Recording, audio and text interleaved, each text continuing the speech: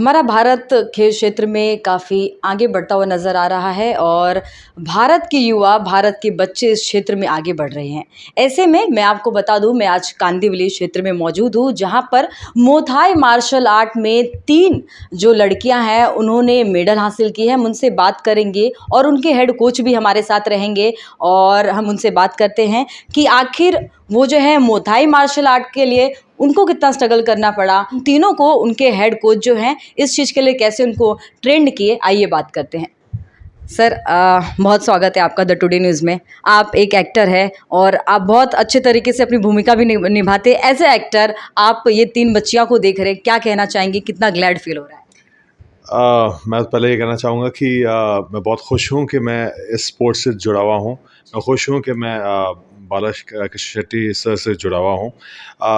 हम साथ में मिलके ये मुay थाई स्पोर्ट को बहुत आगे लेके जाने की सोच रहे हैं और उसका पहला अध्याय ये है कि हम ये 3 लड़कियाँ जो है इन्होंने इतना कम समय में इतना कुछ हासिल किया है। I am very proud. आपको मिस्टर बालकृष्ण शेट्टी से बात करनी चाहिए कि वो हेड कोच है, उन्होंने क्या क्या तकलीफ सही है और कहाँ तक पहुँचे हम लोग। जी सर, आप एक हेड कोच है और आपने तीनों को इतने अच्छे तरीके से ट्रेंड किया कि आज रिजल्ट हमारे सामने है कि इन्होंने अच्छे तरीके से 3 मेडल हासिल किया है। क्या कहना चाहेंगे आप एज अ कोच? आपको कितना ग्लैड फील हो रहा है कि आपने जिसको ट्रेंड किया वो आज इस लेवल पे है? मुझे बहुत ही ज़्यादा खुशी हो रही है क्योंकि मैं एशियन चैम्पियनशिप में 6 बार मेडल हासिल कर चुका था भारत के लिए, लेकिन मैं कभी स्वर्ण पदक जीत नहीं पाया। मैं सिल्वर तक पहुंचा था, फाइनल तक, जिसमें मैं सीरिया से हार गया था। तो वो एक चीज़ मेरे दिल में हमेशा थी कि मैं बहुत करीब पहुंच के बहुत क्लोज फाइट में हार गया। लेकिन उसी दिन मैंने डिसाइड कर लिया था कि अब मैं ऐसे बच्चे बनाऊंगा जो वहाँ पे जाएंगे और वहाँ पे गोल्ड मार के वापस आएंगे। तो 2019 में पहली बार भारत का सपना साकार किया काव्या किरोड़िया ने, जो कांदिवली क्षेत्र से बिलोंग करती है, जो मेरी स्टूडेंट है, पिछले 5 सालों से ट्रेन कर रही है मेरे साथ में जूनियर लेवल से। सो पहली बार आबू धाबी में जो 2019 का एशियन चैम्पियनशिप था, इसने मेज़बान कंट्री जो था यूएई, उसको सेमीफाइनल में हराया और उसके बाद हमारी कॉन्फिडेंस हमारा काफ़ी बढ़ गया क्योंकि हम फेस कर रहे थे ईरान को फाइनल्स में, और ईरान 15 गोल्ड से आगे चल रहा था सभी कंट्री में और उस ओवरऑल मेडल टैली में भी वो ऊपर था। लेकिन हमने सोचा नहीं था, पहले राउंड में ईरान लीड कर रहा था और सेकंड राउंड में काव्या ने पता नहीं ऐसा क्या किया और वो ईरान नॉकआउट हो गया। सेकंड राउंड में वो लड़की उठ नहीं पाई और उसने फाइट कंटिन्यू नहीं किया। वो जीत हमारे लिए सबसे बड़ी थी और उसी रात को हम एशिया के मैप में, ग्लोबल मैप में इंडिया आ गया। पहले भारत कहीं पे भी नहीं था, भारत को कोई कंसिडर ही नहीं करता था कि ये कोई कंपटीशन है। लेकिन उस रात हम ग्लोब में, जो ग्लोबल इसमें है, भारत का नक्शा आ गया कि भारत भी एक कंट्री है जो मुay थाई में कुछ कर सकती है। और उस रात वर्ल्ड फेडरेशन में जो अवार्ड सेरेमनी था, इसे द राइजिंग स्टार अवार्ड से नवाजा गया और वहीं पे इंडिया को मोस्ट इम्प्रूव्ड टीम का अवार्ड दिया अंडर माय लीडरशिप, क्योंकि मैं इंडिया कोच था उस वक्त। और टोटल हमारे कुछ 13 मेडल थे, जिसमें 2 स्वर्ण पदक और 1 रजत और 7 ब्रॉन्ज मेडल थे। तो ये सबसे बड़ा उपलब्धि था भारत के लिए उस वक्त। और उसके बाद अब नए जनरेशन आते जा रहे हैं और वो अचीवमेंट आती जा रही है। तो अब आगे हमें सिर्फ सपोर्ट की ज़रूरत है। जैसे हमारे गोपाल शेट्टी जी जो हमेशा स्पोर्ट्स में कार्यरत रहे हैं और हमेशा उन्होंने बहुत ही बड़े लेवल का काम किया है, तो हम एक उम्मीद से उनके पास आए हैं कि आप थोड़ा सा हमारे स्पोर्ट्स की तरफ भी ध्यान दें। अगर ध्यान देंगे तो हम एशियन चैम्पियन ही नहीं, हम वर्ल्ड चैम्पियन भी निकाल के दिखा सकते हैं। तो ये कैपेसिटी हमारे पास है, लेकिन अभी हमें एक स्ट्रॉन्ग बैकअप और एक स्ट्रॉन्ग गॉडफादर की ज़रूरत है जो हमें सपोर्ट करे स्पोर्ट्स को आगे ले जाने में और पूरे देश में इसे फैलाने की हमें काफ़ी मदद मिलेगी उससे। बिल्कुल सही कहा आपने और मनोबल ज़रूर बढ़ेगा। First of all congratulation for achieve this medal, आप तीनों को भी। आपका नाम क्या है? मेरा नाम काव्या किरोड़ियन है। अच्छा, तो आपको कैसा महसूस हो रहा है ये मेडल आपको मिला है? तो मैंने कभी सोचा भी नहीं था कि मैं इंडिया के लिए मेडल ले पाऊंगी, बट फिर मेरे को यूथ राइजिंग स्टार का अवार्ड मिला एंड गोल्ड मेडल सिक्योर किया। तो वो उसने मेरे को सिर्फ मोटिवेट किया एंड फिर हम वर्ल्ड चैम्पियनशिप के लिए भी गए, but we couldn't secure a medal. But the plan is कि हम आगे जाके वर्ल्ड चैम्पियनशिप में भी बहुत अच्छे से परफॉर्म करें। सर हमें थ्रू आउट द ईयर हमें ट्रेन करते हैं, तो we were very prepared. Like during my Asian championship हमने इतनी तैयारी की, all thanks to Balakrishna Shetty sir. And तो इतना डर नहीं लग रहा था जितना सबको लगा था कि लगना चाहिए. तो honestly all thanks to sir.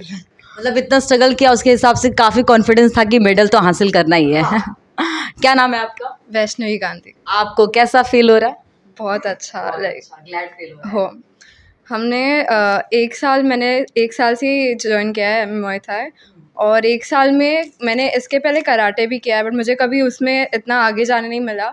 Sir के वजह से बहुत एक्सपोजर मिला है, बहुत ज़्यादा एक्सपीरियंस भी मिला है, और आगे भी करते रहेंगे. आपका नाम क्या है? मेरा नाम रिद्धि खाड़ीगांवकर है. मैं पहले कराटे में थी, नेशनल जीती थी, बट उसमें इतना करियर नहीं है. मेरे पेरेंट्स ने बाला सर को ढूंढा, और बाला सर ने बहुत ये किया, प्रैक्टिस भी बहुत अच्छा लिया. उसकी वजह से मैं सिर्फ 6 मंथ्स में एक टाइटल मार सकी, वो भी फर्स्ट डेब्यूट में. देखिए, मेहनत अगर जो कर रहा है तो सीधी सी बात है, मेहनत कर रहा है उसका फल आपको मिलना ही है, और मेहनत तो आखिर रंग लाती ही है. बस कोशिश करना जो है वो छोड़ना नहीं, कोशिश लगातार करते रहना. अब सर से बात करते हैं, करुणाकर शेट्टी सर जी, साथ ही उत्तर मुंबई के सांसद श्री गोपाल शेट्टी सर और करुणाकर और उनकी जो टीम है, हमेशा से ऐसे क्षेत्र में उनका बड़ा योगदान है. आइए उनसे बात करते हैं. सर, आप क्या कहना चाहेंगे? आप इनका फेलिसिटेट किए, इनका मनोबल बढ़ाया, क्या कहेंगे? सबसे पहले तो मैं काव्या, वैष्णवी और रिद्धि का धन्यवाद करना चाहता हूँ कि वो यहाँ पे आए. हम गोपाल शेट्टी साहब को आज सवेरे मिले और उन्होंने इन तीनों बच्चों का फेलिसिटेशन किया है, और उन्होंने ये भी ज़रूर कहा है कि पोईसर जिमखाना के माध्यम से जो भी इस स्पोर्ट्स को सपोर्ट करना चाहेंगे, हम लोग पूरी तरह से इनको सपोर्ट करेंगे.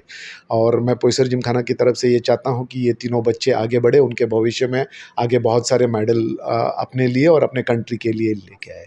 Thank you. सर, आप क्या कहना सी मैं रिद्धि का फादर हूँ. चाहेंगे? हाँ, सो उनके रिद्धि को स्पोर्ट्स में काफ़ी इंटरेस्ट था, तो हम एक्चुअली सर्च कर रहे थे. तो सर्च करते समय हमारा नसीब अच्छा था कि बाला सर जैसे जो सर है, हमारे घर के बाजू में ही उनका क्लास है. तो हमने रिद्धि को वहाँ पे ज्वाइन करवाया, एंड उन्होंने काफ़ी अच्छी ट्रेनिंग ली उसकी. और ये सभी ये जो है, मतलब काव्या, वैष्णवी एंड रिद्धि, इनके ऊपर, ये सभी बच्चों के ऊपर मैंने देखा है. मैं खुद जाके वहाँ पे देखता हूँ तो वो काफ़ी अच्छी तरह से ट्रेन करते. तो मैं भी एक स्पोर्ट से जुड़ा था, जो बॉडी बिल्डिंग थी, बराबर. मैं भी उन्हीं में देख रहा था कि एक्चुअली मेरी बच्ची भी कुछ करे तो, लेकिन उनको प्रॉपर गुरु होना बहुत ज़रूरी है. और फिर अभी उन्होंने वो तो सामने आपके दिख ही रहा है कि ये सब जो टाइटल्स उन्होंने मारे हुए हैं, सो इनका काफ़ी अच्छा सपोर्ट रहा. और आज जो इन्होंने बाला शेट्टी साहब ने जो मतलब गोपाल शेट्टी से भी जो निवेदन किया है कि सपोर्ट के लिए, वो भी एक्चुअली अच्छा है. क्योंकि अपने देश में जो स्पोर्ट्स को तो हमारे ज़माने में इतना नहीं था, अभी थोड़ा ग्रो हो रहा है. तो हम लोग एक्सपेक्टेड है कि उसको स्पोर्ट्स में उनको कुछ अच्छी तरह से मदद मिले. तो यही है. तो हमारी तो मेहनत चलती रहेगी उनको सपोर्ट करने में. ठीक है. सही कहा आपने. तो देखा आपने, अभी हमने सबसे बात किया है, और जो 3 लड़कियां ने मेडल हासिल की है उनसे हमने बात की है, उनके जो हेड कोच है उनसे हमने बात किया. तो इस स्टोरी से ये एक यंग जनरेशन को एक अच्छी मैसेज जाती है, वो मोटिवेट होंगे, और यंग जनरेशन के लिए ये स्टोरी काफ़ी अच्छी है. और हार मत मानिए. अगर हाँ आप लकी हैं, अगर आपको अपने घर का सपोर्ट है, आपकी फैमिली का सपोर्ट है, तो लगातार आप अपनी कोशिश ना छोड़ें, और आपका जो मंजिल है उसे आप लगातार पाने के प्रयास में लगे रहें. तो हम आपके लिए इसी तरीके की जो स्टोरी है वो ढूंढ के लाते हैं, ताकि आप इससे मोटिवेट हो और आप जिस मंजिल को अपने क्षेत्र में पाने की कोशिश कर रहे हैं उसको पाने में आप प्रयास करते रहे. फिलहाल के लिए इतना ही. देखते रहे द टुडे न्यूज़.